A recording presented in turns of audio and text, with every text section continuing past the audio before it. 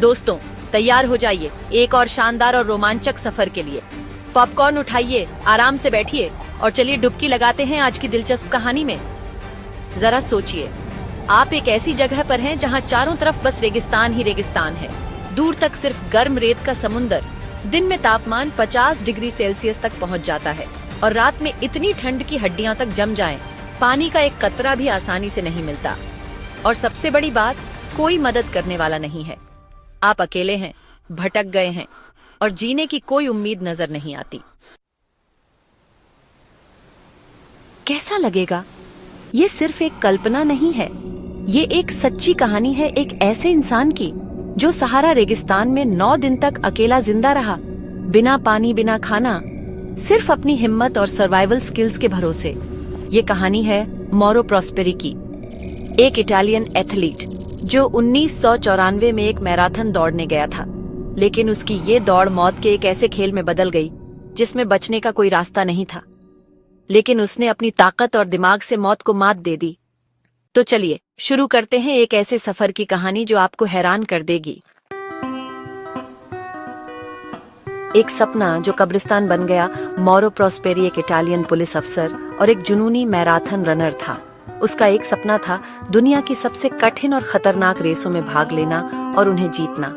इसी जुनून की वजह से उसने तय किया कि वो मैराथन डे सेबल्स में भाग लेगा, एक ऐसी रेस जो दुनिया की सबसे खतरनाक और कठिन रेसों में गिनी जाती है।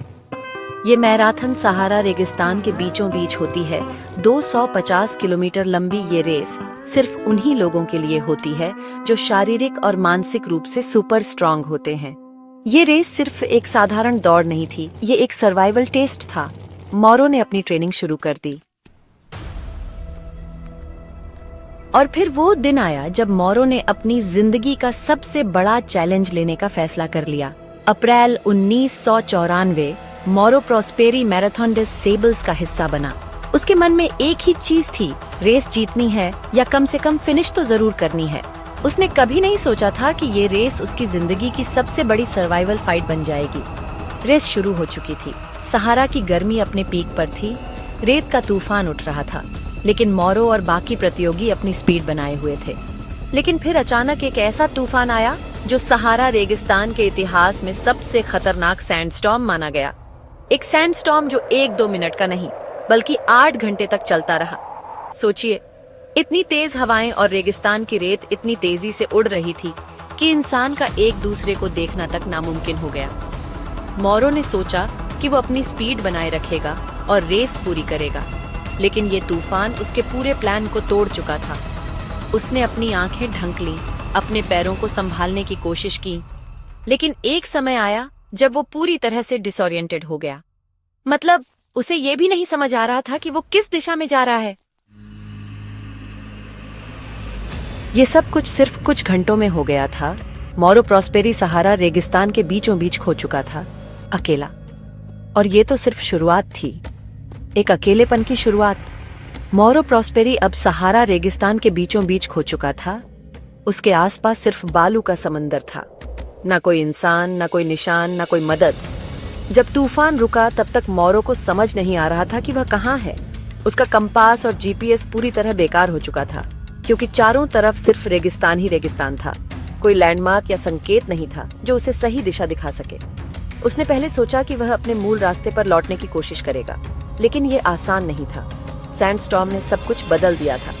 जो रास्ता पहले था, अब वह पूरी तरह मिट चुका था। धूप इतनी तेज थी कि लग रहा था जैसे आसमान से आग बरस रही हो। उसका शरीर पसीने से भीग चुका था, लेकिन सबसे बड़ी समस्या थी पानी की कमी। मैराथन डे सेबल्स के दौरान हर प्रतियोगी को सिर्फ सीमित मात्रा में पानी दिया जाता है और मौरो के पास अब सिर्फ थोड़ा सा पानी बचा था। उसे इसे बहुत सावधानी से इस्तेमाल करना था। वह धीरे धीरे चलने लगा, क्योंकि अगर वह तेज चलता तो उसे और ज्यादा पसीना आता, जिससे उसका शरीर और जल्दी डिहाइड्रेट हो सकता था। लेकिन सबसे बड़ी समस्या थी, उसे यह नहीं पता था कि उसकी मंजिल कहाँ है। सहारा रेगिस्तान दुनिया का सबसे बड़ा रेगिस्तान है। ये 9.2 मिलियन वर्ग किलोमीटर में फैला हुआ है। इसमें खो जाने का मतलब था मौत को बुलावा देना। अब मौरो के पास बस एक ही सहारा था, उसकी हिम्मत और सर्वाइवल स्किल्स। जब कोई इंसान चरम हालात में फंस जाता है तो उसका दिमाग बस एक ही चीज सोचता है, कैसे जिंदा रहा जाए। मौरो प्रोस्पेरी अब सर्वाइवल मोड में आ चुका था। उसने तय किया कि वह रात में चलेगा और दिन में छांव में आराम करेगा। सहारा रेगिस्तान में दिन का तापमान 50 डिग्री सेल्सियस तक पहुंच सकता है, लेकिन रात में यह 0 डिग्री तक गिर जाता है। पहले दिन मौरो ने अपनी बची हुई ताकत का इस्तेमाल किया और एक दिशा में चलने लगा, इस उम्मीद में कि उसे कोई निशान, कोई गांव या कोई मदद मिल जाएगी। लेकिन पूरा दिन बीत गया और उसे कुछ भी नहीं मिला। जब रात हुई तो उसे थोड़ी राहत मिली क्योंकि ठंडी हवाएं चलने लगी। लेकिन अब एक और नई मुसीबत थी, रात के जानवर। सहारा सिर्फ एक सुनसान जगह नहीं है, ये दुनिया के सबसे खतरनाक जानवरों का घर भी है। बिच्छू, सांप और जंगल की बिल्लियां। मौरो को अब कोई सुरक्षित जगह ढूंढनी थी, लेकिन कहाँ? उसने रेगिस्तान के बीच में एक टूटी फूटी पुरानी मस्जिद देखी। शायद कभी यह कोई छोटा सा विश्राम स्थल रहा होगा, लेकिन अब सिर्फ उसका ढांचा बचा था। मौरो वहां पहुंचा और अंदर जाकर आराम करने का सोचा। उसके मन में बस एक ही सवाल था, क्या यह मेरी जिंदगी का आखिरी दिन होगा? अगले दिन मौरो की सबसे बड़ी समस्या थी पानी। उसकी पानी की बोतल लगभग खाली हो चुकी थी। रेगिस्तान में पानी सोने की खान जैसा होता है, बिना पानी के कोई भी इंसान ज्यादा दिनों तक जिंदा नहीं रह सकता। मौरो ने तय किया कि उसे अपने आसपास कुछ ढूंढना होगा, लेकिन सहारा में पानी ढूंढना किसी छिपी हुई खदान को ढूंढने जितना मुश्किल था। उसने मिट्टी खोदनी शुरू की, यह सोचकर कि शायद कहीं नीचे कोई छिपा हुआ जल स्रोत हो, लेकिन सब बेकार। कुछ समय बाद उसे महसूस हुआ कि अब प्यास की वजह से उसका दिमाग काम करना बंद कर रहा है। उसने एक बेहद खतरनाक फैसला लिया, अपना खुद का मूत्र पीना। हाँ, यह सुनने में घिनौना लग सकता है, लेकिन चरम सर्वाइवल परिस्थितियों में कई लोग ऐसा ही करते हैं।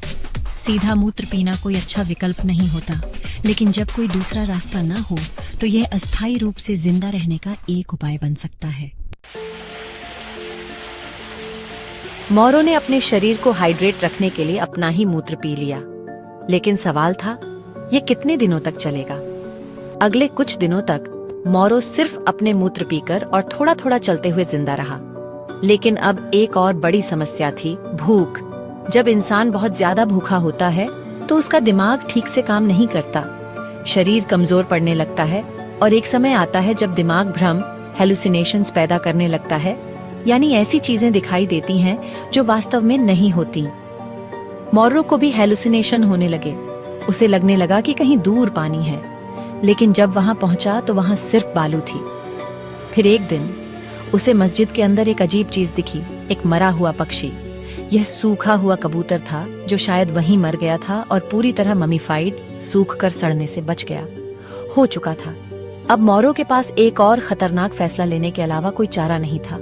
उसे वह सूखा हुआ पक्षी खाना पड़ा। सर्वाइवल का एक सरल नियम होता है, जो मिले उसे खाओ।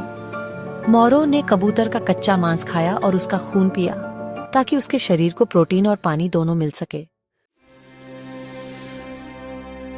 ये घिनौना लग सकता है, लेकिन जब मौत सामने खड़ी हो तो इंसान किसी भी हद तक जा सकता है। अब तक मौरो को सहारा में 5 दिन हो चुके थे।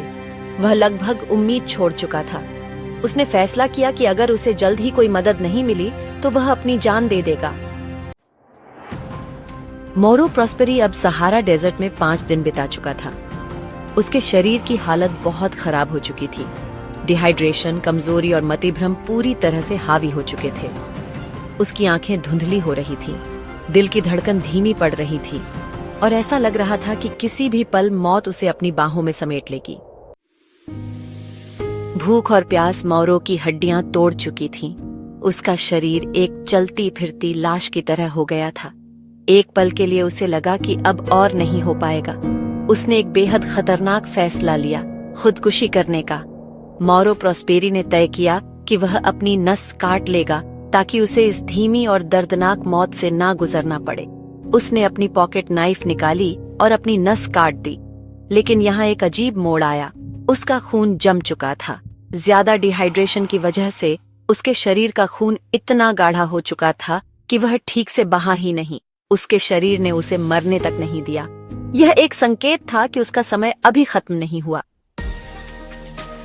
अब मोरो ने खुदकुशी करने का विचार छोड़ दिया। अब उसका सिर्फ एक ही मिशन था, जिंदा रहना। अब तक वह अपनी बॉडी को समझ चुका था। अगर उसे सरवाइव करना है तो उसे नेचर के रूल्स फॉलो करने होंगे। उसने मस्जिद के अंदर और भी जगह देखी और वहां उसे एक और छोटी सी उम्मीद मिली, एक और सूखा हुआ पक्षी। उसने वही दोहराया, पक्षी का मांस खाया और उसका खून पिया ताकि उसका शरीर थोड़ा और सरवाइव कर सके। यह सब बेहद घिनौना था, लेकिन यही सर्वाइवल की असली हकीकत थी। मोरो प्रॉस्पेरी अब एक साधारण इंसान से एक जंगल सर्वाइवर बन चुका था। अगले कुछ दिनों तक मोरो बस अपने शरीर को कंट्रोल में रखने की कोशिश करता रहा, लेकिन फिर एक दिन एक चमत्कार हुआ। दूर कहीं से उसे धीमी धीमी आवाजें सुनाई दी।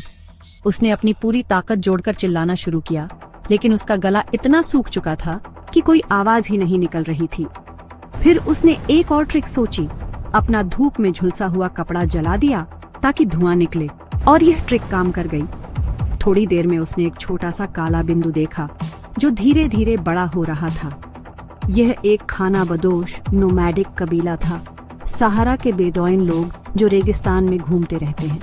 जब ये लोग मोरो के पास आए तो वे हैरान रह गए। एक आदमी जो इतने दिनों से बिना पानी और खाने के रेगिस्तान में था, अब तक जिंदा कैसे था? नोमैडिक ट्राइब ने मोरो को थोड़ा पानी दिया, लेकिन एकदम से ज्यादा नहीं। अगर कोई आदमी बहुत ज्यादा डिहाइड्रेटेड हो और उसे अचानक से ज्यादा पानी दिया जाए तो उसका शरीर शॉक में चला जाता है और मौत भी हो सकती है। इसलिए मोरो को धीरे धीरे पानी दिया गया ताकि उसका शरीर ग्रेसफुली एडजस्ट कर सके।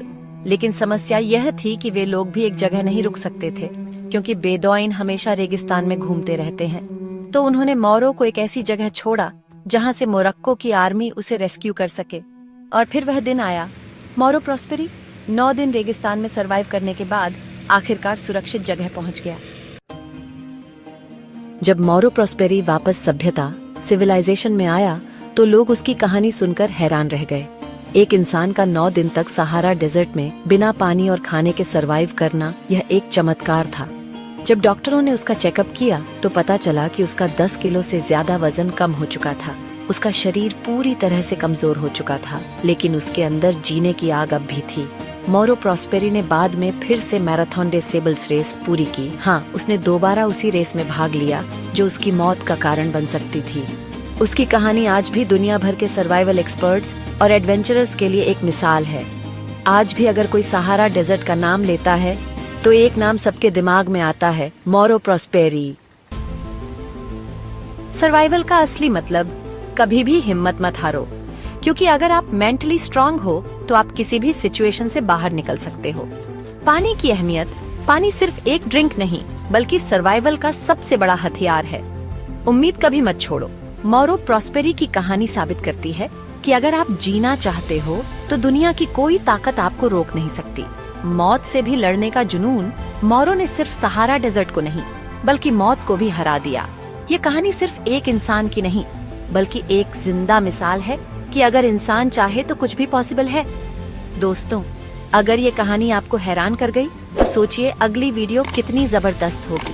इसलिए चैनल को सब्सक्राइब करें, बेल आइकन दबा दें और तैयार रहें नए रोमांचक सफर के लिए। मिलते हैं जल्द।